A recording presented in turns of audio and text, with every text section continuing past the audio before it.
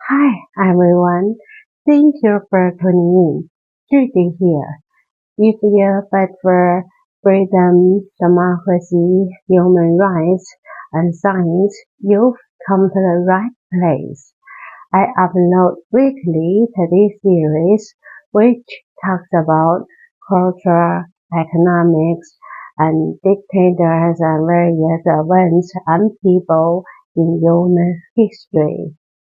My friends, before we get into today's topic, please allow me to thank the friends who bought me coffee from my website last week.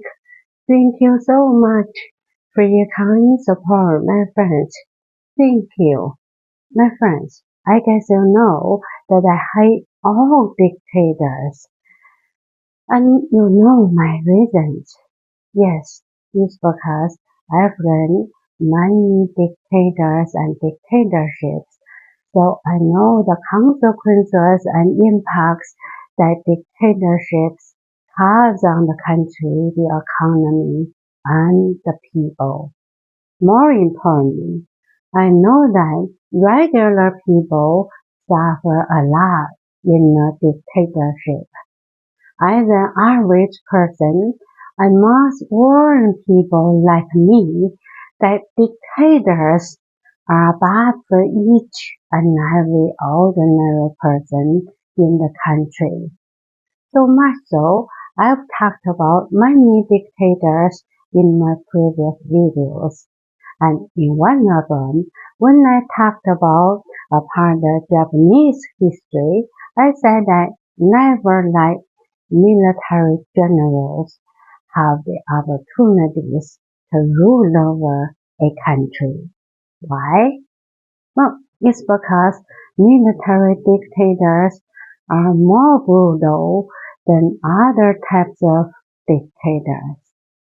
My friends, I bet you remember the butcher of Uganda, Idi Amin, right? But if you don't recall or you haven't watched my previous videos, Amin was a military dictator. During his 8-year rule, tens of thousands of people were killed on ethnic, political, and financial grounds. And it might be a Hannibal Lecter in real life. Yeah, Idi Amin was a Ugandan military officer and politician who served as the third president of Uganda. He joined the British colonial army as a cook in 1946.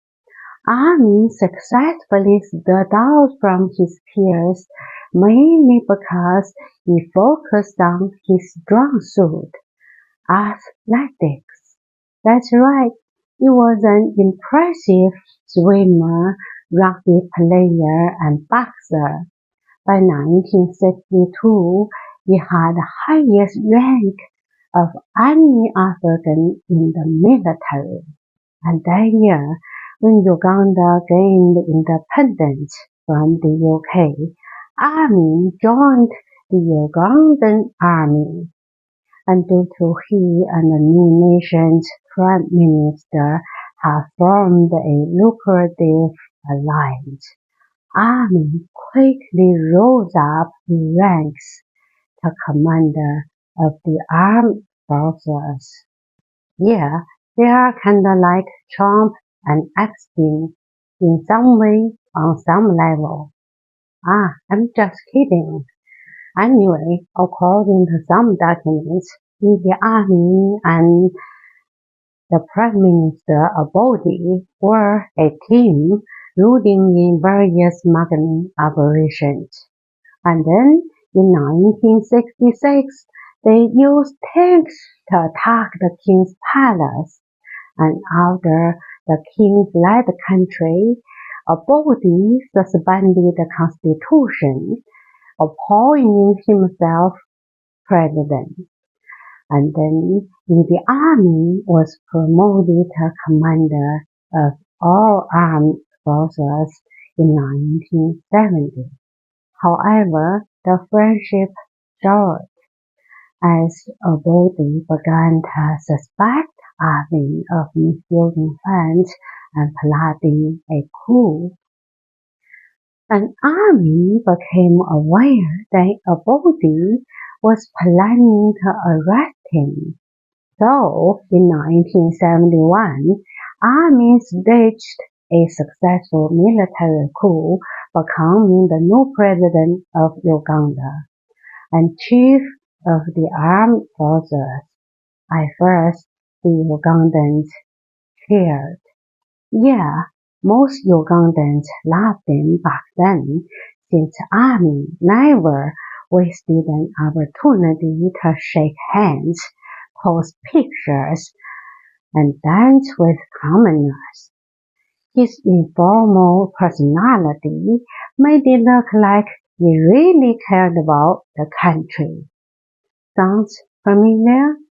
Yeah, people, or I should say called dictators, like Idi Amin and Donald Trump, know well how to deceive people. They know how to pretend that they care about the country, but in reality, they could care less about their country and people.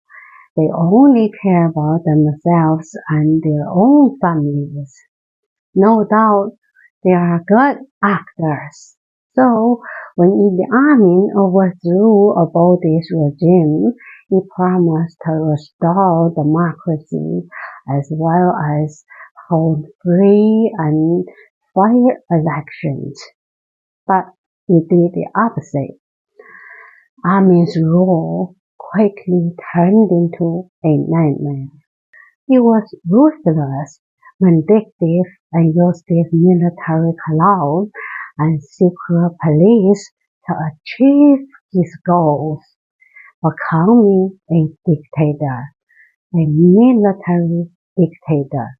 During his dictatorship, between 100,000 and 500,000 people lost their lives, and among them, one of his former wives was dismembered.